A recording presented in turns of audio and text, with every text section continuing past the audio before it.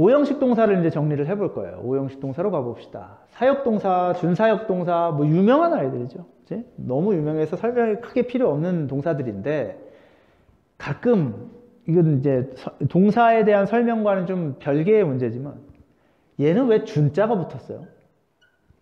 준사역은 도대체 뭐예요? 사역이랑 다르게. 라고 물어보시는 분들이 있는데 준이라는 말은 뭐뭐에 준한다 뭐 이렇게 표현하지만 요즘 친구들이 잘 이해를 못해서 설명을 하자면 우리가 우승 1등이죠? 준우승 2등이잖아. 그죠? 준자를 언제 붙이는 거야? 뭔가에 매우 가깝지만 그렇다고 그것까지는 아닌 거야. 이런 거에 준자 붙이는 거예요. 그러니까 1등에 매우 가깝지만 1등 다음이잖아. 근데 그렇다고 1등 한 건 아니지. 그러니까 2등이네. 그래서 준자 붙이는 거예요. 이게 왜 그러냐? 이름이 중요하진 않지만 준사역이라는 게 왜 사역동사에 따로 사역동사가 있음에도 불구하고 따로 준사역이라는 애들을 따로 정리했느냐? 사역동사에 매우 비슷하지만 매우 가깝지만 그렇다고 사역동사는 아닌 애들이에요. 그래서 따로 정리하는 거예요. 보면 사역동사에 make, have, let 라는 세 가지 동사가 있고 O 자리는 선생님이 아까 완전 자동사, 완전 타동사, 미안해요. 삼형식 정리하면서 얘기했지만 이거 명사 들어갈 자리죠. 명사류들이 들어갈 자리예요. 자, 명사 종류들 목적어에 집어넣고 나면 OC 자리에, 즉 목적격 보어 자리에 원형을 필요로 한다고, 원형. 근데 이 원형을 그냥 동사 원형이다 라고만 생각하면 나중에 수동태를 만들 때 목적어가 있는 동사들은 수동태로 변형이 가능해요. 수동태를 만들 때 당황하게 돼요. 왜? 나중에 수동태가 되면 이 OC 자리에 있는 이 동사 원형이 투부정사가 될 거거든. 왜요? 왠지를 설명을 좀 해드릴게요. 얘는 원래는 투부정사였던 아이래요. 원래는 투부정사였던 아이예요. 근데 어떠한 규칙에 의해서 사역동사의 OC 자리에 쓸 때는 이 투부정사의 투를 떼어버리고 없애버리고 원형만 남겨서 쓰자라고 약속을 한 거예요. 자, 언어는 사회적 약속이에요. 그러니까 이유를 찾기보다도 그들이 언어 사용자들이 그렇게 하기로 약속했다고 그러면 따라줘야죠. 그래야 안 틀리지. 그러니까 우리도 따라갑시다. 원형만 남겨서 투는 떼고 쓰자. 오케이? 그래서 얘가 원형만 남은 투부정사다. 그래서 원형 부정사라고 불려지는 거예요. 원형 부정사.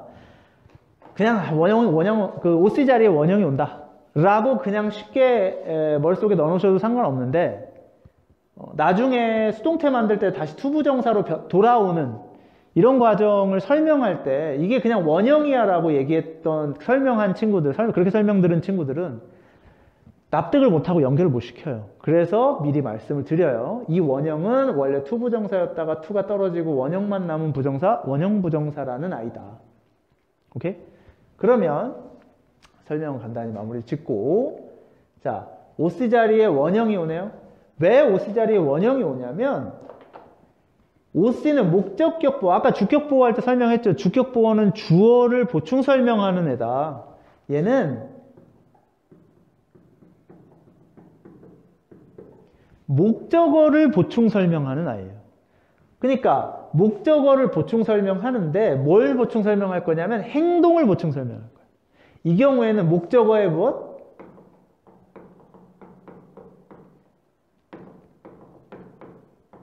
목적어의 행동을 보충 설명할 거예요.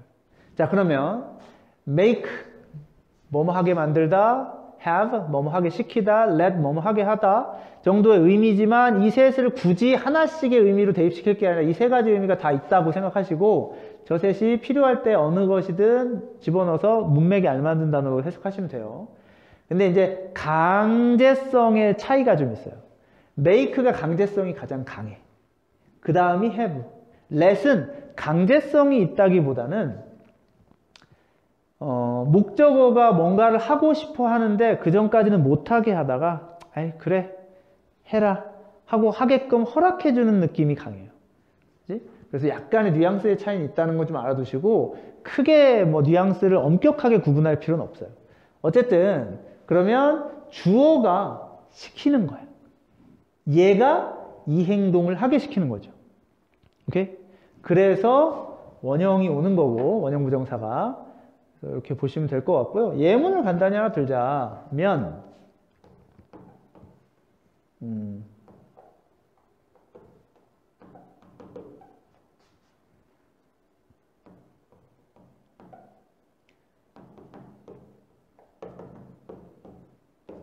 자, she made him wash the dishes.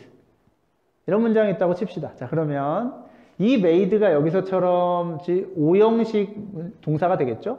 그러면 힘이 목적어, wash 목적격보. 그죠? 원형이 왔네. 원형 부정사. 그죠?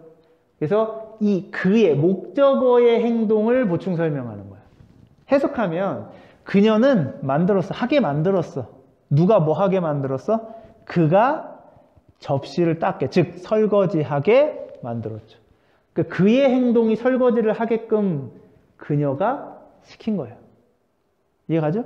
그래서 이 설거지하는 행동은 누가 한 거다? 그가 한 거고 그걸 그렇게 만든 건 그녀다.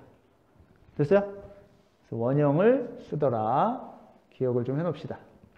두 번째, 준사역 동사. 쌤 아까 준이 어떨 때 붙는다라는 얘기 했어요. 준은 어떨 때 붙는다? 비슷한데 그렇다고 같진 않다. 그죠? 왜 비슷하냐? 해석이 비슷해. 해석이. 자, 주어가 목적어를 목적격보하게 만들다, 시키다, 하다. 이것도 만들다, 시키다, 하다로 다 해석해도 돼요. 뭐뭐 하게 만드는 거잖아. 그죠? 해석은 같은데 같다고 보기는 뭐하고 뉘앙스는 좀 다르긴 해요. 근데 해석은 비슷한데 get하고 allow는 뭘 쓰더라? OC 자리에 to를 떼지 않고 투부정사 그대로 쓰더라. 투부정사 그대로 써요. 그러니까 얘는 특이하게 투부정사에서 to를 떼고 썼지만 얘는 to를 떼지 않고 그대로 쓰는 거예요. 그죠? 어쨌든 행동을 이용한 단어이기 때문에 목적어의 행동을 보충 설명하죠. 이것도 결국 목적어의 행동이다. 목적어의 행동이더라. 그래서 get, 아까 get 설명을 우리 이형식 동사 할 때 설명을 했는데요. get이 어떤 느낌이라고? 내 것이 아니고 내 손에 닿지 않는 무언가가 나의 것으로 이렇게 오는 거야. 내가 얻게 되는 거야. 내 품으로 오는 거죠. 그러니까 목적어가 목적격보 하지 않다가 목적격보 하게끔 끌어들이는, 내 품으로 끌어들이는 느낌이 강해요. 오케이? 그래서 약간 꼬시는 느낌. allow는 얘가 이거 하게끔 허락을 해주는 느낌이 강해요. 원래 allow는 허락하다, 허용하다 이런 뜻이잖아요. 그지? 그래서 목적어가 투부정사 할 수 있도록 허락해주는 느낌이다. get은 안 하려는 애를 하게끔 끌어들이는 느낌이다. 그래서 결국 해석은 유사하게 해석이 되더라. 그죠? 그래서 해석은 유사한데 OC 자리에 올 수 있는 품사가 다르다 보니까 이거를 완전히 같은 동사로 묶을 수는 없었던 거예요. 오케이? 해석도 같고 문장의 형태도 같았으면 한 덩어리로 그냥 묶었겠지. 이건 다 사역동사야 하고 묶어놨을 텐데 그렇진 않아요. 얘는 to를 반드시 써야 돼. 그러다 보니까 조금 차이점이 있어서 따로 나눠놨다. help도 마찬가지. help 봅시다. help는 역시나 투부정사를 쓰죠. 투부정사를 써서 역시 동사를 이용한 단어이기 때문에 목적어의 행동을 보충 설명하겠죠. 얘가 얘의 행동을 보충 설명하는 거예요. 그래서 주어가 돕는 거예요. 얘가 이 행동을 하게끔 돕는 거야. 얘가 이거 하도록 돕는 거야. 오케이? 그러면 투부정사가 없을 수도 있다는 얘기를 하고 싶은 거야. 왜? 괄호로 묶어놨죠? 왜 괄호로 묶어놨어? 얘는 투부정사를 없이 원형만 쓰기도 하고 투부정사를 붙여서 투부정사로 쓰기도 해요. 이게 왜 그러냐면 생각을 해봐요. 원래는 원형을 써요. 원형을. 기본적으로 원형을 쓰는데 그래서 사역동사랑 문장 구조가 똑같이 생긴 거예요. 그럼 얘 사역동사인가? 해봤더니 help라는 의미가 하게 시키다가 아니라 돕는다는 뜻이잖아. 그러니까 해석이 다르네. 즉 문장 구조는 비슷했으나 해석이 다르니까 사역동사라고 볼 수는 없다. 그래서 준사역동사가 된 거고 투부정사는 얘는 넣을 수도 있고 뺄 수도 있다. 왜? 안 넣으면 사역동사랑 같은 문장 구조 같지만 이 둘 다 준사역이라면 요 위에 get allow랑 help랑 준사역이라면서요. 그러니까 준사역끼리의 공통점도 있어야 될 거 아니야. to를 넣어서 쓸 수도 있게 하자. 됐죠? 그래서 help는 조심하셔야 돼요. OC 자리에 to 부정사도 되고 to를 떼고 원형만 써도 상관없다. 넘어가도록 할게요.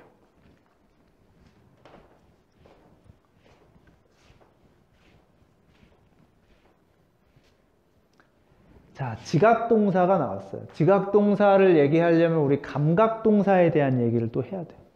아까 감각동사랑 지각동사는 뭐가 달라요? 다르죠. 어떻게 달라요? 자, 감각동사를 밑에 정리를 한번 해봅시다. 감각동사는 주어 다음에 look, seem, appear, sound, smell, taste, feel 같은 동사들이고 이들은 목적어가 있다 없다? 없다. 왜? 이 행동을 당하는 대상이 없기 때문에. 즉 내가 이 행동을 의도적으로 어떤 대상에 대고 하는 게 아니라고. 어떤 대상에 대고 냄새를 맡는 것도 아니고 어떤 대상에 대고 소리를 듣는 것도 아니고 어떤 대상에 대고 맛을 보는 것도 아니에요. 그냥 나는 가만히 멍하고 있었는데 나도 모르게 냄새가 훅 들어오고 나도 모르게 눈앞에서 뭐가 휙 지나가서 보게 되고 하는 것들. 그래서 얘네들은 주격보호 자리에 형용사 혹은 투부정사가 이거 한 상태, 형용사 이거 한 상태처럼 보이는 거예요. 아니면 like 명사에서 명사처럼 보이는 거죠. 들리고. 그런데 위에 있는 지각동사들은 이제는 의도를 가지고 대상을 정해서 그 동사를 행하는 거예요. 보면 목적어 명사 덩어리가 들어가겠죠? 이 명사 당하는 대상이 있잖아. 그죠? 당하는 대상, 얘한테 대고 얘한테 이 행동을 하는 거예요. 그러니까 주어는 얘를 보는 거야. 주어는 쟤를 듣는 거야. 주어는 쟤를 냄새 맡는 거고요. 주어는 쟤를 맛보는 거고 주어는 얘를 느끼는 거고 주어는 쟤를 알아차린 거예요. 됐어요? 그리고 OC 자리에는 원형이나 ING가 오는데 자, OC가 목적격 보원, 목적어에 대한 보충 설명이라고 그랬어요. 역시나 원형이 오든 ING가 오든 결국 이것들도 다 동사를 모양으로 만든 단어들이죠. 그러니까 목적어의 행동이네요. 행동을 보충 설명할 거예요. 그래서 그럼 해석이 어떻게 돼요?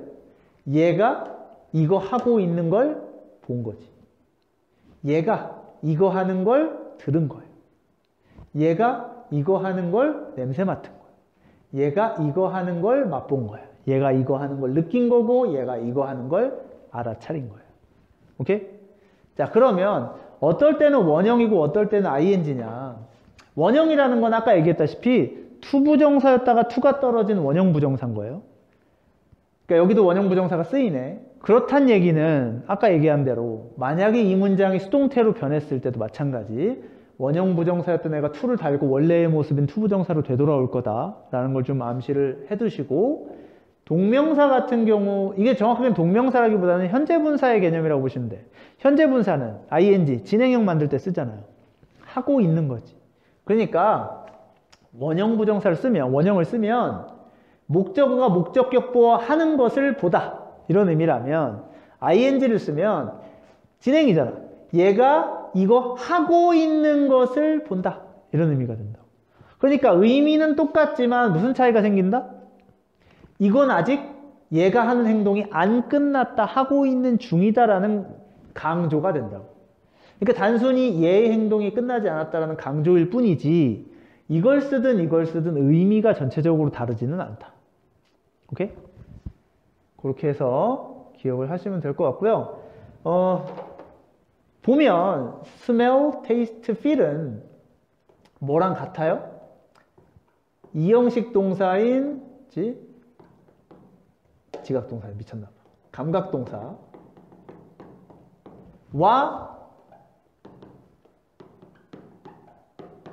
공유해서 쓰죠. 그러니까 smell, taste, feel은 이형식 동사인 감각동사로도 쓰일 수 있고 그때는 해석이 약간 수동적이죠. 목적어가 없으니까. 그래서 냄새가 느껴지는 거고 맛이 느껴지는 거고 그냥 어떤 촉감 같은 게 느껴지는 거야. 근데 지각동사로 썼을 때는 대상이 있으니까 이때는 반대로 내가 느껴지는 게 아니라 능동적으로 냄새를 맡고 다니는 거고 능동적으로 맛을 보는 거고 능동적으로 느껴보는 거예요. 이해 갔죠? 그런 차이가 있다는 것만 기억을 해두시면 될 것 같아요. 예문을 간단히 한번 들어보고 갑시다. 예문.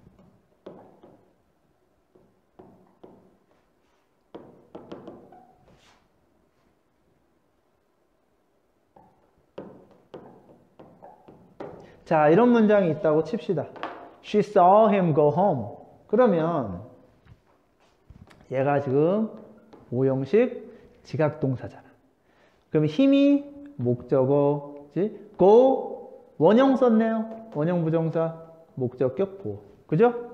그러면 해석이 어떻게 돼? 그녀가 봤죠? 그가 뭐 하는 걸 봤어? 집에 가는 걸 봤다. 이렇게 되는 거지. 그러면 얘를 go를 안 쓰고 going home 그러면 어떻게 될까? 그녀는 그가 집에 가고 있는 것을 보았다. 이렇게 되는 거예요. 그러니까 그가 집에 가는 걸 봤다나 그가 집에 가고 있는 것을 봤다나 어쨌든 집에 가고 있는 그 사람을 본 거잖아. 강조의 의미일 뿐이지 아직 끝나지 않았다는 강조의 의미일 뿐이지 의미상으로 크게 다르진 않아요. 그렇죠? 그러니까 어쨌든 두 가지가 다 가능하다라는 걸 기억을 해둡시다. 넘어가 볼게요.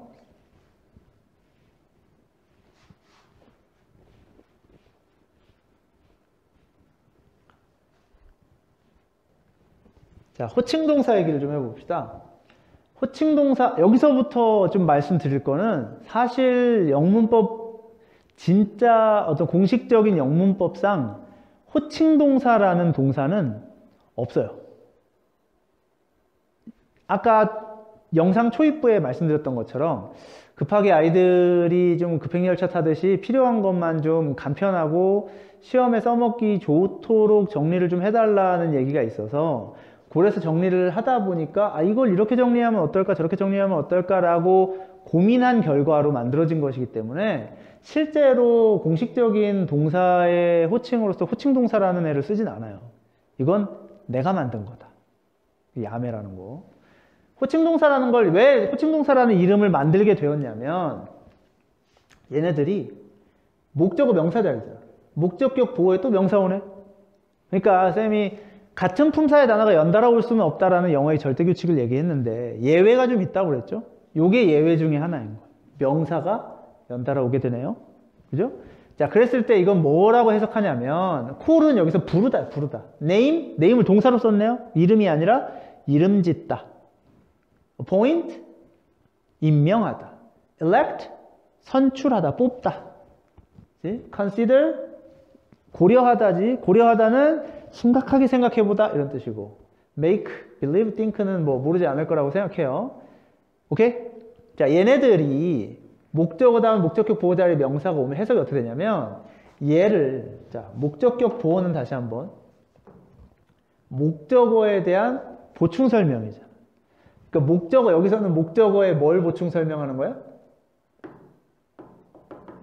호칭을 보충 설명하는 거야. 왜? 얘를 이거라고 부른다 이런 뜻이야. 그러면 얘가 남들한테 어떤 호칭으로 불려요? OC라는 여기 OC 자리에 들어가는 명사라는 호칭으로 불리는 거지.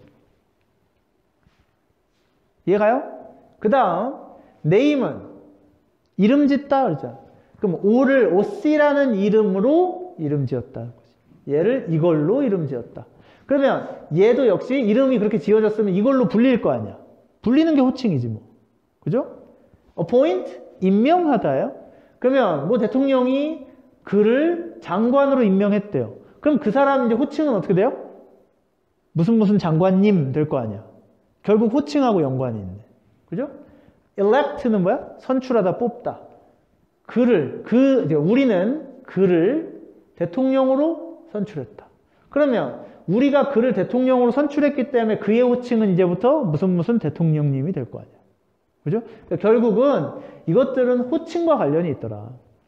그래서 명사를 가지고 오고 명사 두 개가 연달아 와서 앞에 거를 뒤에 거라고 앞에 거를 뒤에 거로 부르다, 이름 짓다 등등이 되는 거예요.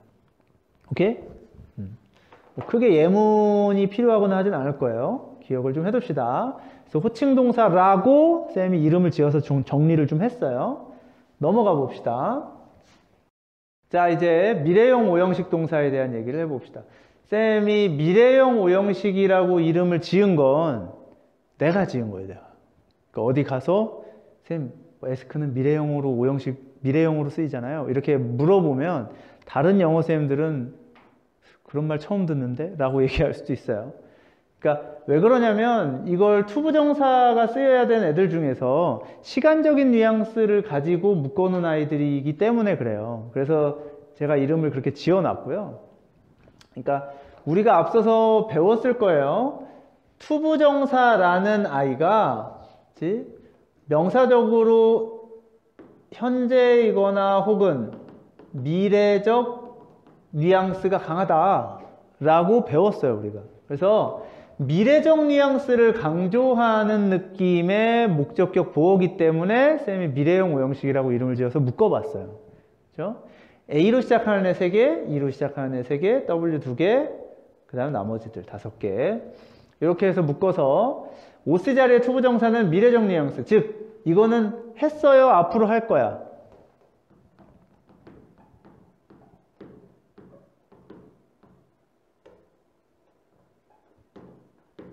앞으로 하도록 정도의 의미라고 이해를 해두시면 편해요. 그럼 봐봐요. advice, 충고하다, 조언하다 이런 뜻이죠. 그러니까 목적어가 앞으로는 이걸 하도록 충고해 주는 거야. 야, 앞으로는 이렇게 해라. 그죠? 목적어한테 ask, 앞으로는 투부정사 하도록 요청하는 거죠. 앞으로는 이렇게 합시다 라고 요청하는 거. agree는 동의하는 거죠. 앞으로는 이렇게 할 수 있도록 서로 동의하고 합의하는 거예요. expect, 앞으로 이렇게 되도록 기대하고 예상하는 거고요. enable, 목적어가 앞으로는 투부정사 할 수 있게끔 가능하게 해주는 거죠. encourage, 목적어가 앞으로는 투부정사 할 수 있게 장려하고 격려하는 거. want, 앞으로 목적어가 투부정사 하도록 원하는 거죠. 앞으로 이거 하기를 원하는 거예요. wish도 마찬가지, 앞으로 이거 하기를 희망하는 거죠. 그 다음에 cause, 얘가 앞으로 이런 일이 벌어지게끔 야기시키는 거야. 목적어가 투부정사 하라고, 앞으로는 투부정사 해 라고 말하는 거고, 앞으로 투부정사 하게끔 강요하는 거고, 앞으로 투부정사 하라고 명령하고, 앞으로는 투부정사 하지 않을래 하고 설득하는 거예요. 이해 갔죠? persuade, 설득하다 까지 이런 식으로 앞으로의 일을, 미래적 뉘앙스를 살려서 투부정사를 목적격 보어로 활용하고 있는 단어들이더라. 그래서 이 친구들은 오형식으로 활용이 되면 OC 자리에 투부정사가 사용된다. 알아두시면 될 것 같고요. 그 다음에 일반 오형식 동사, 이름이 왜 일반 오형식 동사냐? 이것도 쌤이 지은 거예요. 내가 지은 건데 OC 자리에 형용사가 오는 친구들인데, 보통 우리가 지금까지 사역동사, 준사역동사, 지각동사, 제 앞에 나왔던 미래형 오형식 동사 등등등 종류별로 구분을 좀 해놨지만, 일반 오형식 동사의 OC 자리에 형용사가 들어간다는 얘기는 일반적으로 그 기타 다른 우리가 따로따로 정리했던 동사들도 일반적으로는 OC 자리에 형용사를 포함시킬 수 있다. 그러니까 일반적인 오형식 동사라고 하면 OC 자리에 형용사 쓰는 게 불가능하지 않다 라는 의미고요. 그래서 대부분의 오형식 동사들이 쉽게 OC 자리에 형용사를 넣는다라고 생각하면 편하고, 다만 이 친구들을 따로 정리한 것은 이 친구들이 OC 자리에 형용사를 활용해서 굉장히 많이 등장하고, 얘네들은 이것만으로 활용이 가능하기 때문에 따로 정리를 하는 거예요. 물론 make야 종류가 워낙 많으니까 make는 여기저기서 많이 등장하지만, 어쨌든 그래서 이 친구들 다음에 목적어, 목적격 보어 자리 형용사가 나오면 형용사한 상태이라는 것을 유지시키는 거죠. 얘가 이러한 상태로 유지시키다. 얘가 이렇다는 것을 발견하다. 얘가 이렇다라고 즉 고려하다, 심각하게 생각해보다, 얘를 이거로 만들다, 얘를 이거한 상태로 믿다, 얘를 이거한 상태라고 생각하다, 이런 의미죠. 그러니까 이 굳이 일반적인 오형식 동사라고 그러면 뭐 일반적이니까 뭐 아무나 다 오형식이라면 다 이게 이 형태가 가능하겠네라고 생각할 수도 있지만 굳이 저 아이들을 정리해주는 이유는 예를 들어서 나중에 우리가 가목적어, 진목적어라는 문법을 배우게 될 거예요.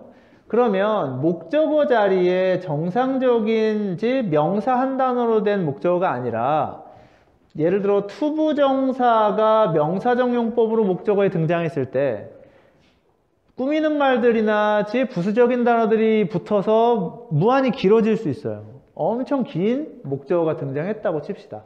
그러면 요 뒤에 형용사 하나가 목적격 보어로 남아있는 것이 눈에 띄지 않아요. 이 투부정사의 덩어리 안에 포함되어 있는 애 아닐까? 라는 오해를 불러일으킬 수 있기 때문에 그래서 긴 투부정사 같이 생긴 긴 목적어가 왔을 때 이 아이들을 어디로 보내고? 문장 끝으로 보내고 이 비어있는 목적어 자리에 그럼 얘는 여기로 갔을 거 아니에요. 비어있는 진짜 목적어 자리에 it 가짜 목적어를 채워놓고 진짜 목적어는 이 자리로 문장의 끝으로 이동하게 되는 거죠. 이걸 우리가 가목적어, 진목적어 용법이라고 하는데 그러면 오형식이 물론 오형식이 원하면 가짜 목적어, 진짜 목적어, 가목적어, 진목적어 용법을 다 쓸 수 있어요. 원하면 어떤 오형식이든. 그러나 일반 오형식 중에 쌤이 이렇게 묶어준 요 아이들, 요 6개 아이들은 반드시 투부정사가 목적어에 왔을 때 반드시 진짜 목적어를 뒤로 빼고 가짜 목적어를 사용해야 된다. 얘네들은 필수야 이게. 반드시 해야 되는 애들이에요. 그래서 특성상 반드시 가목적어, 진목적어를 사용해야 하는 일반 오형식 동사들을 쌤이 따로 눈에 보기 좋게 6종류를 묶어놓은 겁니다. 됐죠? 이런 식으로 해서 우리가 오형식 동사를 정리를 한번 다 해봤습니다. 그래서 총 6개 종류로 우리가 오형식 동사를 구분해 봤는데 뭐에 의해서 구분된 거예요? OC에 누가 올 거냐, 어떤 단어를 쓸 거냐로 구분을 한 거예요. 그래서 이렇게 6종류 구분해서 머릿속에 잘 기억해 놓으면 우리가 시험을 보거나 문장을 만들 때 요긴하게 쓸 수 있겠죠. 그래서 여기까지 오형식 동사에 대한 이야기를 마무리 짓겠습니다. 감사합니다.